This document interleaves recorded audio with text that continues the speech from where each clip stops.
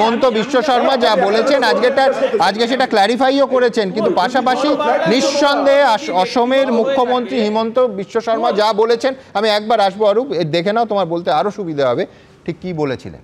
Immigrant মুছলিমে তেওঁলোকে সদায় বঙালী বুলিয়ে লিখি আহিছে, নতুনকৈ ইয়াত থ্ৰেটনিং দিবলগীয়া একো নাই। বাংলায় কথা বললে কি বাংলাদেশি? বাংলাভাষীদের অসম্মানের অভিযোগে বুধবার পথে নামছেন মমতা বন্দ্যোপাধ্যায়। এরই মধ্যে বিজেপি শাসিত অসমের মুখ্যমন্ত্রীর বিরুদ্ধে বাংলা বিদ্বেষের মারাত্মক অভিযোগ উঠেছে, যা নিয়ে সরব হয়েছে তৃণমূল। সম্প্রতি অসমে বসবাসকারী বাংলাভাষীদের নিয়ে বিতর্কিত মন্তব্য করেন উত্তর পূর্বে নরেন্দ্র মোদী অমিত শাহ সেনাপতি হিমন্ত বিশ্ব শর্মা। যদি ঘৰত তুমি বঙালী ভাষাত কথা পাতা, তুমি পঞ্জীয়নত অসমীয়া ভাষাত কথা পাতা বুলি মিছা তথ্য কিয় দিবা? কাৰণ পঞ্জীয়নত লোকপিয়লত মিছা তথ্য দিয়াটো অপৰাধ হয়। নিজৰ যি ভাষাত ঘৰত কথা পাতে সেই ভাষা লিখক, মিছা কথা কেতিয়াও লোকপিয়লত নিদিব। লোকপিয়লত মিছা তথ্য দিলে জেল হয়। গতিকে এইবিলাক ভয় বিজেপি চৰকাৰে নাখায়, হিমন্ত বিশ্ব শৰ্মাই নাখায়। এভিকশন চলি আছে, চলি থাকে। বিজেপি শাসিত অসমের মুখ্যমন্ত্রীর বিরুদ্ধে বিদ্বেষমূলক মন্তব্যের অভিযোগে সরব হয়েছে তৃণমূল। অদ্ভুত ব্যাপার, হেমন্ত বিশ্ব শর্মা এদের ভোট নিয়ে নির্বাচিত হয়েছিলেন। ভুল পথে কিন্তু এনআরসি করার চক্রান্ত দেশ জুড়ে শুরু হয়েছে। তার কারণ তারা জানে সাধারণ মানুষের ভোটে তারা নির্বাচন জিতবে না। এরই মধ্যে নিজের বক্তব্যের ব্যাখ্যা দিয়ে মঙ্গলবার এক্স পোস্টে অসমের মুখ্যমন্ত্রী লেখেন, অসম কয়েক দশক ধরে বাংলাদেশি মুসলিমদের অবৈধ অনুপ্রবেশের বিরুদ্ধে লড়াই চালিয়ে আসছে। আমার মন্তব্যকে বিকৃত করে আমাকে বাঙালি বিরোধী হিসেবে তুলে ধরার চেষ্টা করছে তৃণমূল। এটা আসলে বাংলাদেশ থেকে আসা মুসলিম অনুপ্রবেশকারীদের রক্ষা করার মরিয়া চক্রান্ত ছাড়া আর কিছুই নয়, যাদের উপস্থিতি আমাদের জাতির জনসংখ্যাগত কাঠামোকে পরিবর্তনের হুমকি দেয়।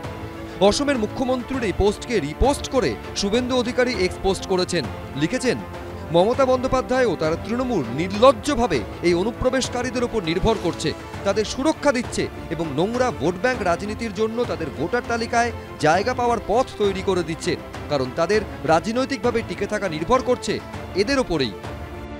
ব্যাপার হচ্ছে, হেমন্ত বিশ্ব শর্মা পরিষ্কারভাবে জানিয়ে দিয়েছে, আর বিজেপিও বারবার জানিয়েছে, বাংলাদেশি অনুপ্রবেশকারী মুসলমান যারা, তাদের বিরুদ্ধে বিজেপির আওয়াজ, তাদেরকে বাংলাদেশে ফেরত পাঠানো, তাদের বিরুদ্ধে ব্যবস্থা, এটাই বিজেপির উদ্দেশ্য।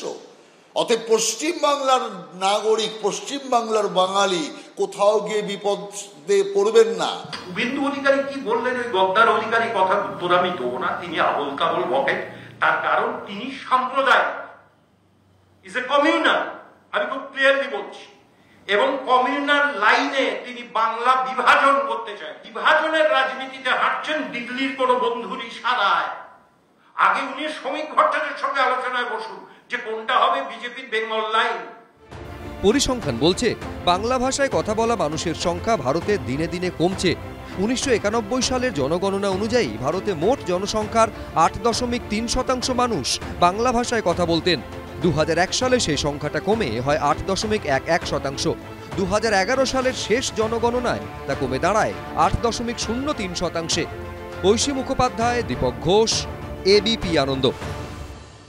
দেখুন, আলোচনার এই পর্বে আবার পরিষ্কার করে বলি যে উড়িষ্যা, ছত্তিশগড়, মহারাষ্ট্র বা দিল্লি, যেখানেই এইভাবে বাঙালি এবং পশ্চিমবঙ্গের পরিযায়ী বৈধ নাগরিক, পরিযায়ী শ্রমিকদের ওপর যে অত্যাচার, যে হেনস্থা হচ্ছে, তার বিরুদ্ধে আজকে যারা পথে নেমেছেন, আগামীকাল মুখ্যমন্ত্রী অভিষেক বন্দ্যোপাধ্যায় পথে নামবেন, আমি সাধুবাদ জানাচ্ছি, স্বাগত। কিন্তু পাশাপাশি এইটাও দয়া করে আমাদের রাজ্যের কর্ণধাররা, শাসক হতে পারেন, বিরোধী হতে পারেন, তারা ভেবে দেখবেন যে এই পরিযায়ী শ্রমিকদের এই বিপুল সংখ্যায়, একটার পর একটা সরকারি পরিসংখ্যান আপনাদের দেখালাম যে প্রতি বছর বাংলা থেকে পরিযায়ী শ্রমিক বাইরে কাজ করতে যাচ্ছেন, এই সংখ্যাটা বাড়ছে কেন? আজকে এই অনুষ্ঠানে লাইভে বসে চোখের জল ফেলতে ফেলতে তামান্নার মা বলছিলেন যে তার মেয়েকে ইংলিশ মিডিয়ামে পড়াবেন, বাইরে মজুরির পরিমাণটা বেশি, সেই জন্য প্রতিবেশী রাজ্য উড়িষ্যায় তার বাবা গেছে মেয়েকে ইংলিশ মিডিয়ামে পড়াবেন বলে।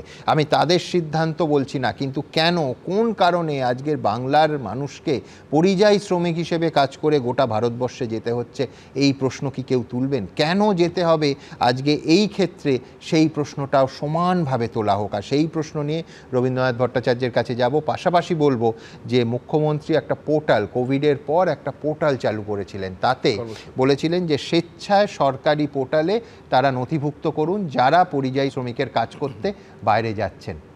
আজকে এই মুহূর্তে সেই স্বেচ্ছায় সরকারি পোর্টালে এই বাংলার পরিযায়ী শ্রমিকের সংখ্যা, বুঝতেই পারছেন আসল সংখ্যা অনেক বেশি, কিন্তু শুধুমাত্র স্বেচ্ছায় নথিভুক্ত করেছেন 22 লক্ষ। আই রিপিট, 22 লক্ষ। কোথাও কি পরিযায়ী শ্রমিকদের দুঃখ দুর্দশা, বাইরে হেনস্থা, এসব কিছু ইস্যু, অত্যন্ত বড় ইস্যু, প্রত্যেকটা মানুষের রুখে দাঁড়ানো প্রয়োজন, কিন্তু কেন মানুষকে অন্য রাজ্যে পরিযায়ী শ্রমিকের কাজ করতে হচ্ছে, এই প্রশ্নটা আমরা তুলব না? তুলতেই হবে। রবীন্দ্রনাথ ভট্টাচার্য। পশ্চিমবঙ্গে একটা গেল রব উঠেছে, মূলত তৃণমূলের নেতৃত্বে। বাঙালি অস্মিতা সারা ভারতে আক্রান্ত হচ্ছে, বাঙালিরা নির্যাতিত হচ্ছেন, বাঙালিদের পুশব্যাক করে পাঠিয়ে দেওয়া হচ্ছে। বাঙালি এই কথাগুলো তোলা হয়েছে। বাঙালি অস্মিতা যেখানে আক্রান্ত হচ্ছে, নিশ্চিতভাবে আমিও তাতে সমব্যথী এবং আমারও গায়ে রক্ত তাতে টগবগ করেই ফোটে। কিন্তু দুটো কথা এখানে বলবার বিষয় আছে। প্রথম নম্বর হচ্ছে, এই যে অরূপ এবং রাহুল দুজনেই বললেন যে বাংলাদেশে নাকি তৈরি হচ্ছে, আধার কার্ড, ভোটার কার্ড, এ সমস্ত তৈরি হচ্ছে। তাহলে তো আরও মারাত্মক। তাহলে প্রশাসনিক সমস্যাটা কোথায় গিয়ে ঠেকেছে? যদি কেউ আধার কার্ড, ভোটার কার্ড দেখায়, সেটাকেও তো প্রশাসন বিশ্বাস করতে পারছে না। এই প্রসঙ্গে আছে দ্বিতীয় কথা, এ স্টিচ ইন টাইম সেভস 9। একটা সময়ে একটা সেলাই যদি ঠিক সময়ে করা হতো, তাহলে 9টা সেলাই বাঁচাতে পারে।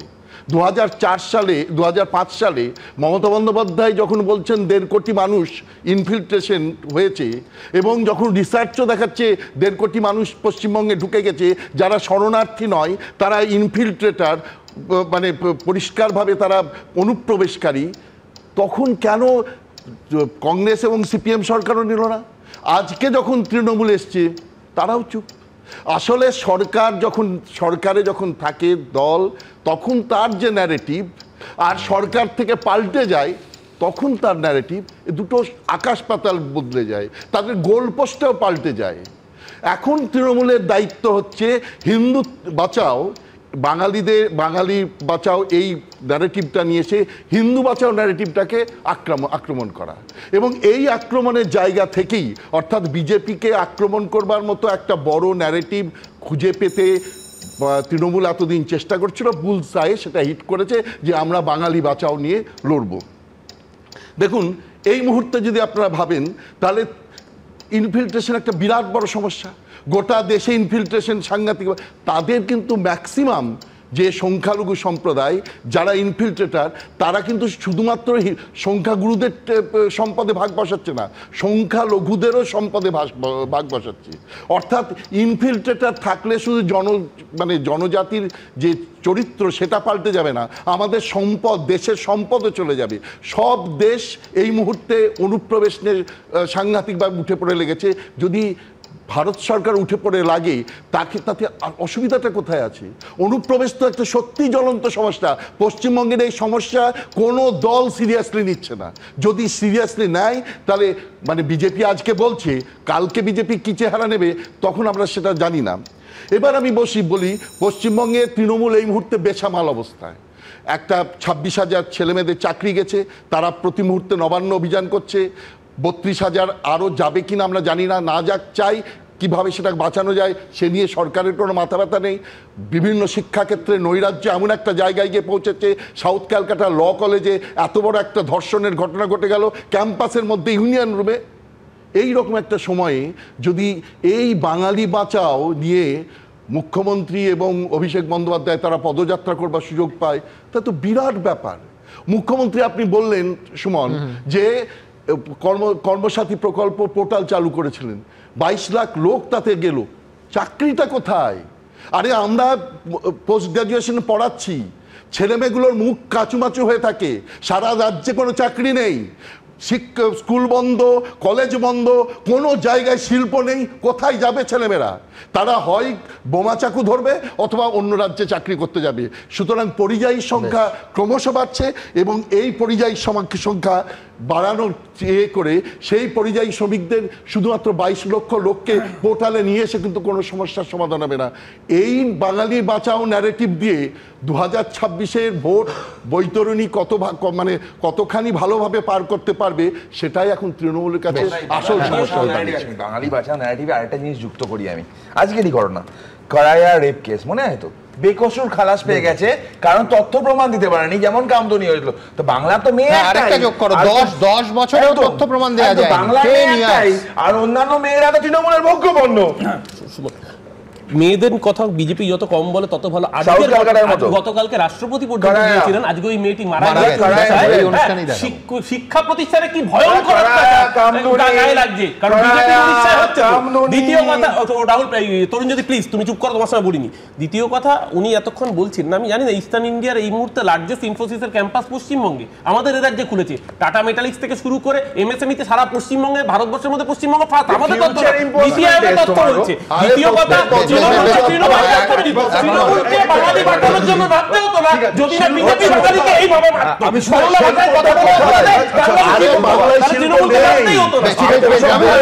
কিন্তু তার আগে আমার পরবর্তী বক্তা রাজাদার কাছে যেতেই হবে। সেটা হচ্ছে যে মুখ্যমন্ত্রী নিজে এই যে বলছেন না, অরূপ একটু আগে বললো যে বললেন যে বাইরে যদি ভালো টাকা পায় চলে যাবে, ভালো টাকা পায় বাইরে যাবে। মমতা বন্দ্যোপাধ্যায় মে মাসে বলেছিলেন, কতটা শুনে না, মে মাসে 2025 সালের মে মাসে মমতা বন্দ্যোপাধ্যায় বলেছেন আপনারা দেশের মধ্যে চাকরি করতে আসুন, আপনারা বাইরে যাবেন না, কেউ পাচ্ছে না চাকরি। রবীন্দ্রনাথ বাবু যেটা বলার চেষ্টা করছেন, আমি বলছি সমালোচনার শব্দগুলো একই আছে, শুধু চেয়ারে বিশ্বনাথ দা নেই, আজকে রবীন্দ্রনাথ ভট্টাচার্য আছেন, কিন্তু জোকস অ্যাপার্ট আমি বলছি একেবারে ওই লেন্স চশমা সব একই রকম আছে।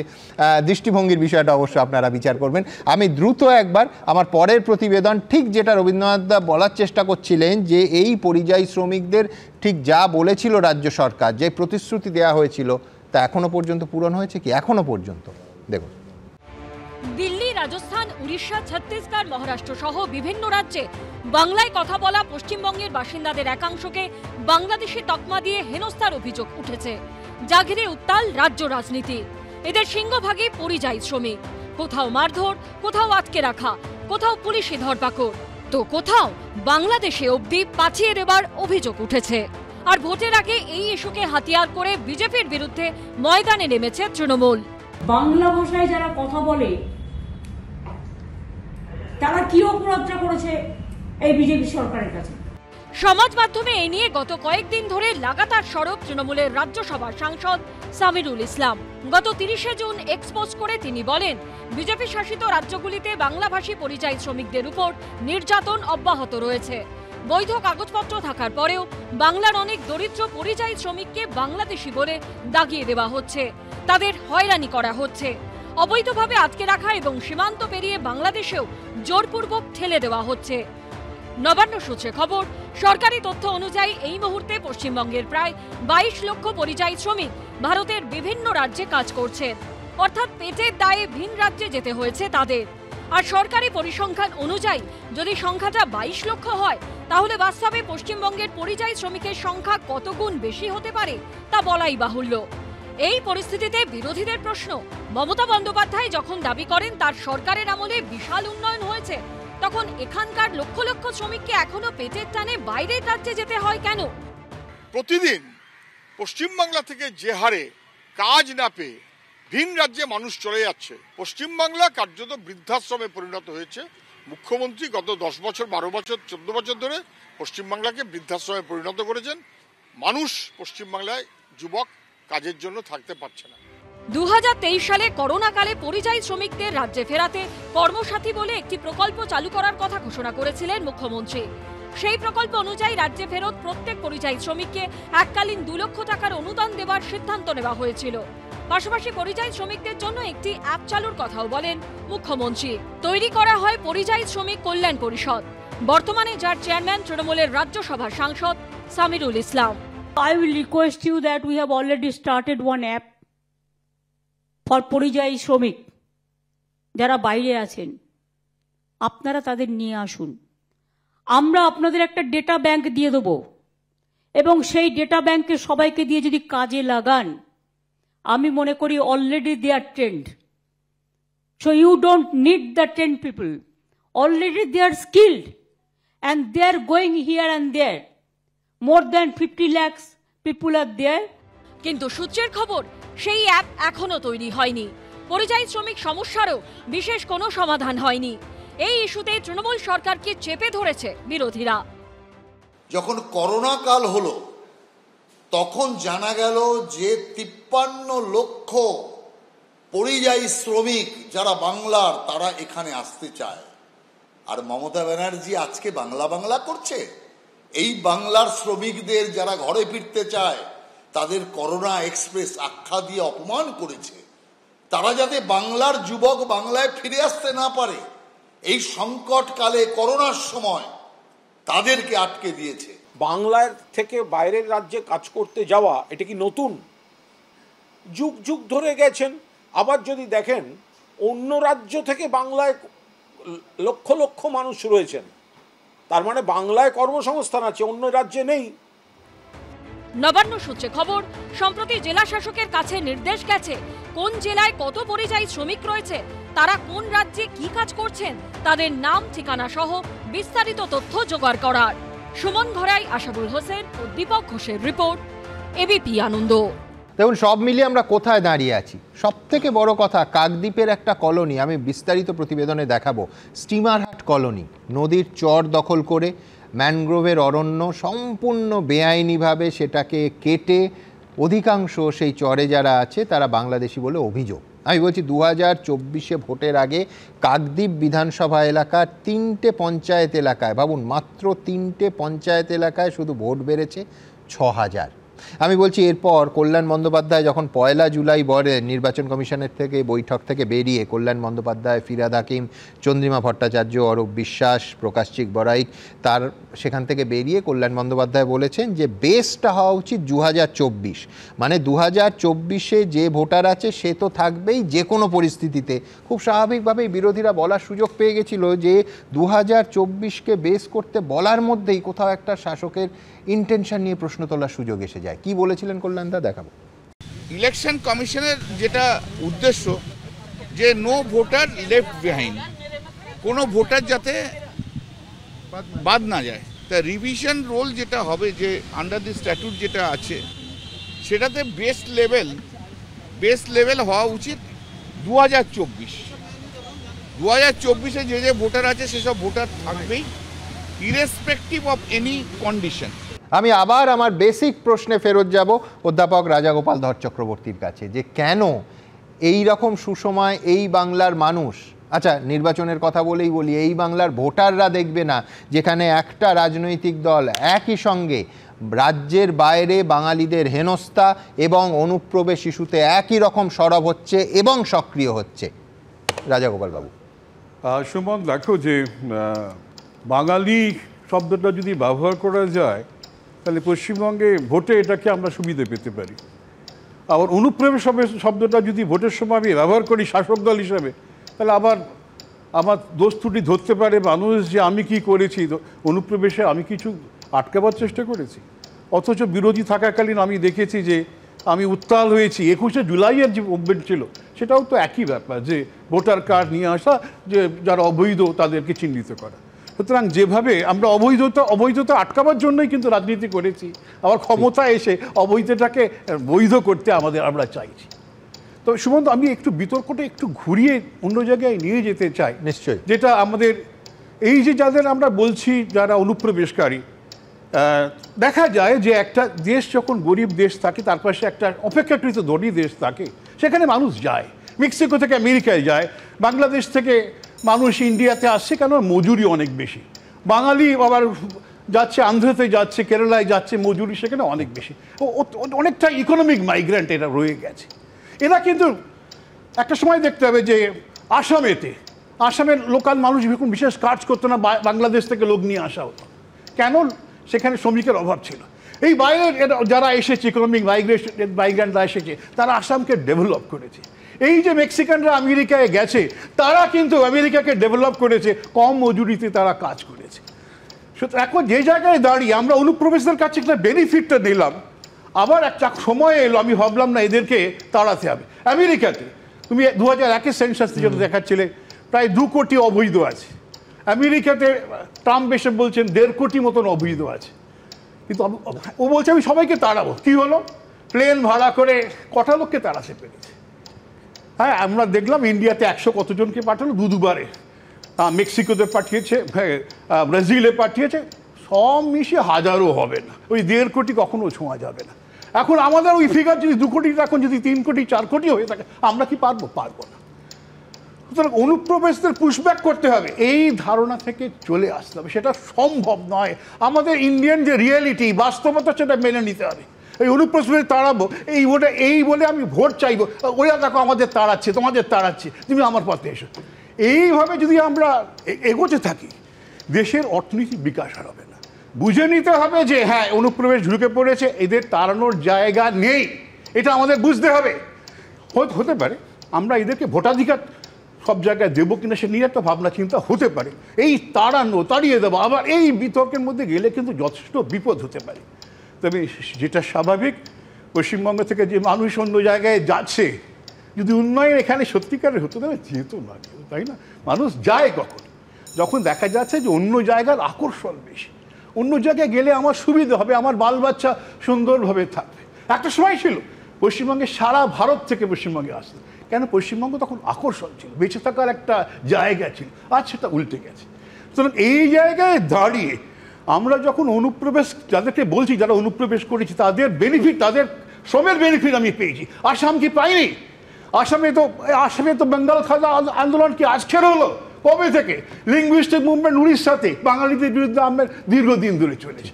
সুতরাং হট করে আসামেতে বাঙালি পেটাচ্ছে, উড়িষ্যায় বাঙালি পেটাচ্ছে, কালকে সব বাঙালি এক হও, কিন্তু এই করে কিন্তু আমরা দেশটাকে, আমরা ভোটের জন্য কিন্তু দেশটাকে নষ্ট করবো।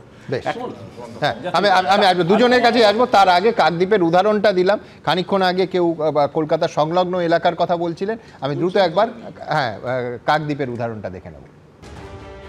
বাংলাভাষীদের বাংলাদেশি তকমা নিয়ে হেনস্থা বনাম বাংলাদেশিদের অনুপ্রবেশ, এই নিয়েই আপাতত তোলপাড় চলছে রাজ্য রাজনীতিতে। বাংলাভাষীদের হেনস্থা নিয়ে বুধবার পথে নামছেন মমতা বন্দ্যোপাধ্যায় ও অভিষেক বন্দ্যোপাধ্যায়। তার আগে মঙ্গলবারই এই ইস্যুকে হাতিয়ার করে ময়দানে নেমে পড়েছে সিপিএম কংগ্রেস, যা দেখে অনেকে প্রশ্ন তুলছেন, বাংলাদেশিদের অনুপ্রবেশের মতো জ্বলন্ত সমস্যা নিয়ে এরকম প্রতিবাদই বা কবে হবে? এ রাজ্যে বাংলাদেশি অনুপ্রবেশ যে কতটা মারাত্মক চেহারা নিয়েছে সেটা স্পষ্ট হয়ে যায় কাকদ্বীপের এই এলাকাগুলো দেখলেই। সেখানে একাধিক কলোনি রয়েছে, যেখানকার অধিকাংশ বাসিন্দাই বাংলাদেশ থেকে আসা। স্বামী বিবেকানন্দ গ্রাম পঞ্চায়েতের অন্তর্গত স্টিমার ঘাট নতুন কলোনি, কিছু আবার নদীর চর দখল করে রীতিমতো ম্যানগ্রোভ ধ্বংস করে গড়ে উঠেছে কলোনি। হাজার হাজার টাকায় বিক্রি হয়ে যাচ্ছে নদীর চর। কাকদ্বীপের স্বামী বিবেকানন্দ গ্রাম পঞ্চায়েতের অন্তর্গত স্টিমার ঘাট নতুন কলোনি, এই যে নতুন কলোনি যেটা একেবারে ম্যানগ্রোভ কেটে গড়ে উঠেছে, এবং এখানকারই বাসিন্দারা বলছেন যে এই যে কলোনিটা, এই নতুন কলোনির অধিকাংশ লোকজনই কিন্তু বাংলাদেশ থেকে আগত এবং তাদের অনেকের কাছেই কিন্তু বৈধ নথিপত্র নেই। এখানে ম্যাক্সিমাম সবাই বাংলাদেশি, পিছনে এগুলো সব বাঙালি, মানে জঙ্গল ঘেঁষা যেগুলো সেগুলো সব বাংলাদেশি। না হবে 400-500 তো বেশি হবে, 400-500 ফ্যামিলি আছে। কেউ ভোটার কার্ড পেয়েছেন, কেউ আবার বলছেন কারি টাকা না ফেললে ভোটার কার্ড মেলে না। ইন্দিরা গান্ধী গুলিতে মারা গেল, সেই সময় এলেন যখন আসছি নদীপথে, ওই গঙ্গা দিয়ে মাছ ধরতাম। ভোটার কার্ড হয়েছে? হয়নি, পয়সা দাও না তোমার হবে না। 15,000 টাকা দিতে পারবা, 25,000 টাকা দিতে পারবা, নাই তো এইখানে এসে না। এভাবে কলোনি তৈরিতেও নাম জড়াচ্ছে তৃণমূলের। এটা তো আগে খাল ছিল, খাল থেকে ভরাটা গিয়ে আস্তে আস্তে কেউ ভাড়া করে থাকে, সে হিসেবে আমার একটা জায়গা দিয়ে সেই হিসেবে জায়গা নিয়েছি। শুনেছি যে এই আমাদের হাবুদা ওই মন্দির তৈরি করার জন্য টাকা নিয়েছিল, কিশলাই বলে লোকে। কোন দল করে? টিএমসি করে, ও বসাচ্ছে। অভিযোগ সামনে আসতেই স্থানীয় তৃণমূল নেতার সাফাই, এই কলোনি গড়ে উঠছে বাম আমল থেকেই। 90 সালে ওই কলোনিটা তৈরি হয়। এখানে 3-4টে কলোনি 90 সাল 80 সালে তৈরি হয়েছে। টোটালটাই ধরো 80% বাংলাদেশি। তখন বাম জামানায় সব ইয়েদের ওই জাস্ট লোকাল নেতারা, বাম নেতারা, শহর বলতে একেবারে টোটাল 80 সাল থেকে তো ওটা হয়ে এসছে। এটা তো আজকে 2025। কলোনিটার সৃষ্টি হয়েছে বাম জামানায়। সিপিএম আমল থেকে থাকলে তো এতদিনে ভোটার কার্ড আধার কার্ড হয়ে যেত। 2011 সালের পর থেকে পশ্চিমবাংলায় সব থেকে অনুপ্রবেশ বেড়েছে। 2011 সালের পরে পুলিশ প্রশাসন থেকে কিছুই নেই। যার যখন মনে হচ্ছে ওপাশ থেকে বাংলাদেশ থেকে এবারে আসছে। লোকসভা নির্বাচনের আগেই কাকদ্বীপ বিধানসভার 3টি পঞ্চায়েত এলাকায় 6000-এর বেশি ভোটার বেড়ে যায়। লোকসভা নির্বাচনে অস্বাভাবিক ভোট বৃদ্ধি হয় যেসব বুথে, সেই বুথে তৃণমূল পিছিয়ে পড়ে। মূলত বাংলাদেশ থেকে আসারাই এখানে ভোটার হয়। গত মার্চে তৃণমূলের তরফে এই 3টি এলাকায় নাগরিকত্ব নিয়ে অভিযোগ দায়ের হয়। সেই অভিযোগের ভিত্তিতে তদন্ত শুরু করে কাকদ্বীপ মহকুমা প্রশাসন। প্রথমে কারচুপি ও গড়মিলের অভিযোগে শোকজ করা হয় এসডিও অফিসের কর্মী অ্যাসিস্ট্যান্ট সিস্টেম ম্যানেজার অরুণ গড়াইকে। পরবর্তীতে নির্বাচন কমিশনের তরফে তাকে সাসপেন্ডও করা হয়। গৌতম মণ্ডল ও হিন্দলদের রিপোর্ট, এবিপি আনন্দ। সোমাদা, দেখুন, রাজাদা যে কথাটা বললেন সত্যি তো, এই দুঃখী মানুষগুলো তাদের মুখ দেখে একটা মনে হতে পারে যে এদের আরেকটা দেশ আশ্রয় দেবে না কেন, কিন্তু জাতীয় নিরাপত্তার পক্ষে যে কোনো অনুপ্রবেশ অত্যন্ত বিপজ্জনক। একদম। কিন্তু তার চেয়ে আরও বিপজ্জনক কি, যখন এটাকে রাজনৈতিক ভাষ্য তৈরি করে ভোট ব্যাংক বাড়ানো হয়। অর্থাৎ অনুপ্রবেশ একদিকে, কিন্তু সেটাকে ব্যবহার করে প্রাদেশিকতার উস্কানি যদি আসে তখন বিপজ্জনক। বাংলাভাষী বাংলাদেশি গুলিয়ে গেলে বিপজ্জনক। এবং দেখুন কতটা বিপজ্জনক, বিজেপি আর তৃণমূল তো দুটো ভাষ্য দিচ্ছে, সিপিএমও কিন্তু সেই ভাষ্যে পড়ে গিয়ে সঙ্গে সঙ্গে মিছিল করছে। আপনি কিন্তু সিপিএম লম্বা বড় মিছিল করছে, যে বলছে যে রুটি কাপড়া মকান, বিজলি সড়ক পানি, শিক্ষা স্বাস্থ্য, রাজ্যে এত দুর্নীতির প্রশ্ন, একেবারে আইন শৃঙ্খলা গুলিয়ে যাচ্ছে। তার বদলে সেই ভাষ্যটায় সিপিএম কিন্তু ঢুকে পড়ছে এবং ঢুকে পড়ে একটা লম্বা মিছিল করে ফেলছে সঙ্গে সঙ্গে। আমি রাজাগোপাল বাবুর একটা কথা বলছি যে এটা পুশব্যাক করে বা এ করে সমস্যার সমাধান করতে গেলে 2 কোটি মানুষকে ফেরত পাঠানো খুব মুশকিল, কিন্তু নাগরিকরা যে বেনিফিটস পায় এটা হিউজ বেনিফিটস। ওই আধার কার্ডের ভিত্তিতে রেশন থেকে আরম্ভ করে ওই প্রধানমন্ত্রী আবাস যোজনা থেকে আরম্ভ করে সবকিছু যে বেনিফিটস, এগুলো জাস্ট উইথড্র করে নাও।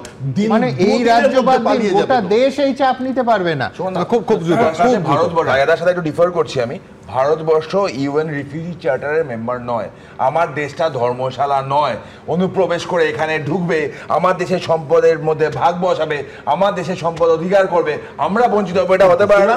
আগে তৃণমূলকে দাঁড়াও, তারপরে 3 পঞ্চায়েতে 6000 ভোটার বেড়েছে, অনুপ্রবেশ খুব খারাপ। সুমন, 3 মাসে 40 লাখ ভোটার বেড়েছে মহারাষ্ট্রে, এবং মহারাষ্ট্রে বিরোধীর সাথে ভোট ডিফারেন্স ওঠাই। আজকে অরবিন্দ কেজরিওয়ালের কনস্টিটিউয়েন্সিতে 25,000 ভোটার বেড়েছে, কেজরিওয়াল 4000 ভোটার বেড়েছে। আমি বলছি যে আসলে যে দাগানো রাজনীতিটা আমি বলছিলাম, শুভমা বারবার বলছেন যে আমরা এই ভাষ্যের বিরুদ্ধে, যে আসলে ইস্যুটা মানবাধিকার লঙ্ঘনের। যেটা চালাচ্ছেন ঘৃণা বিভাজনের রাজনীতিটার বিরুদ্ধে মিছিল, সেই কারণেই করতে হচ্ছে। একটাই কথা বলতে পারবো, সেটা হচ্ছে একই সঙ্গে বাইরে বাঙালিদের ওপর হেনস্থার প্রতিবাদ হোক, পাশাপাশি চোখে আঙুল দিয়ে দেখিয়ে দেয় এই অনুপ্রবেশের সমস্যারও প্রতিবাদ হোক, পাশাপাশি হোক। আমি বলছি এইখান থেকে খানিক্ষণ আগে অরূপ উল্লেখ করলো, অত্যন্ত যন্ত্রণা নিয়ে যে প্রতিবেদনটা দেখাবো, সেটা হচ্ছে উড়িষ্যার যে মেয়েটি এতদিন লড়াই করছিল, 3 দিন পর তার জীবনদীপটা নিভে গেল, তার লড়াই শেষ হয়ে গেল। এই যন্ত্রণায় লজ্জা ভারতবাসী রাখবে কোথায়? অবশ্যই সমস্ত তরফে প্রশ্ন ক্যাটেগরিক্যালি আমার পরের প্রতিবেদনে তুলেছি। কেন একটি মেয়েকে এইভাবে আমাদের প্রতিবেশী রাজ্য একটি শিক্ষা প্রতিষ্ঠানে চলে যেতে হবে? হ্যাঁ, গ্রেফতার হয়েছেন, বিভাগীয় প্রধান গ্রেফতার হয়েছেন, কলেজের অধ্যক্ষ গ্রেফতার হয়েছেন, কিন্তু সমস্যাটা কেন এই মেয়েটিকে চলে যেতে হলো? এই প্রশ্ন একবার নয়, বারবার তুলেছি, বারবার ভবিষ্যতেও তুলব।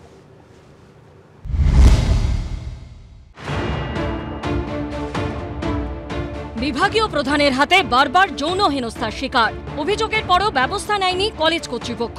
শেষে কলেজেই নিজের গায়ে আগুন লাগিয়েছিলেন 22 বছরের ছাত্রী। 95% দগ্ধ অবস্থায় ভুবনেশ্বর এইমসে ভর্তি ছিলেন। 3 দিনের লড়াই শেষে সোমবার রাতে মৃত্যু হল তরুণীর। বিজেপি শাসিত উড়িষ্যার এই ভয়ঙ্কর ঘটনা গোটা দেশে তোলপাড় ফেলে দিয়েছে। এই ঘটনায় উড়িষ্যার বিজেপি সরকারকে কাঠগড়ায় তুলে বিরোধীদের দাবি, এটা আত্মহত্যা নয়, প্রাতিষ্ঠানিক হত্যা। उसका जो लाइफ लॉस हुआ है उसके लिए जिम्मेदार कौन है। हम जुडिशियल इंक्वायरी डिमांड कर रहे हैं।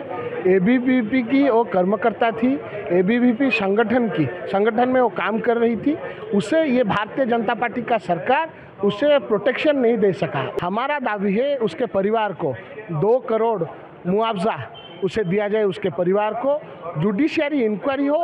और हमारा दावी है, हमारा वी डिमांड ओडिशा के chief minister Mohan Majhi, higher education minister should resign from their seat. বালেশ্বরের ফকির মোহন কলেজের বিএডের দ্বিতীয় বর্ষের এই ছাত্রী বিভাগীয় প্রধানের বিরুদ্ধে যৌন হেনস্থার অভিযোগ জানিয়েছিলেন। কলেজ কর্তৃপক্ষের কাছে অভিযোগ জানিয়েও সুবিচার পাননি বলে অভিযোগ। অবশেষে কলেজের প্রিন্সিপালের ঘরের সামনে গায়ে আগুন দেন তিনি। এই ভয়ঙ্কর ঘটনার প্রতিবাদে বৃহস্পতিবার উড়িষ্যা বন্ধের ডাক দিয়েছে কংগ্রেস সহ একাধিক বিরোধী দল। প্রিয়াঙ্কা গান্ধী ফেসবুকে লিখেছেন, ন্যায় বিচারের লড়াইয়ে হেরে গেলেন উড়িষ্যার আরেক কন্যা। তিনি তার উপর হওয়া অত্যাচারের বিরুদ্ধে আওয়াজ তুলেছিল, কিন্তু ন্যায় বিচার পাওয়ার পরিবর্তে অপমান এবং হয়রানির শিকার হন। এই দ্বিগুণ হয়রানি তাকে আত্মহত্যা করতে বাধ্য করেছে। প্রধানমন্ত্রী দেশের অর্ধেক জনসংখ্যার কি এখন ন্যায় বিচারের আশা ছেড়ে দেওয়া উচিত? तो एमपी एमएलए का जिम्मेदारी था, क्यों नहीं एमपी चीफ मिनिस्टर के पास गए? होम मिनिस्टर है चीफ मिनिस्टर, उनके पास बैठ के पूरा सिस्टम को यूज करके उसको जस्टिस देना था। कोई सुना नहीं। जब कोई इन लोगों ने सुना नहीं तब इसने वीडियो रिलीज किया, एक वीडियो रिकॉर्डिंग किया 15 दिन पहले, उसको रिलीज किया। मासेस देखे उस वीडियो को, लेकिन कोई रिएक्ट नहीं किया। कैसा सोसाइटी?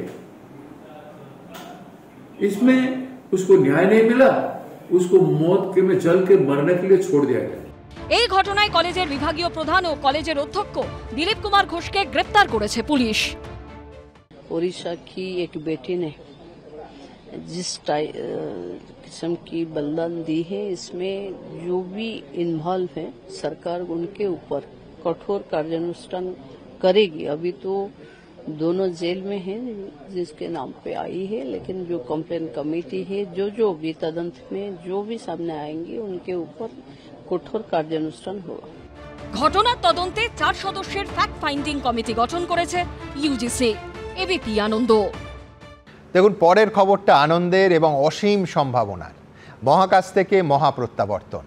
60টারও বেশি গবেষণা শেষ করে 18 দিন পর ফিরলেন শুভাংশু শুক্লা এবং তার টিম।